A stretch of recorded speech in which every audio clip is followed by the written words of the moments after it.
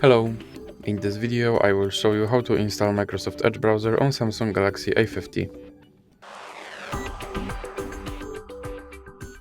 So you have to start by opening your Google Play Store, then click on search bar and type in Edge and click search, and now click install.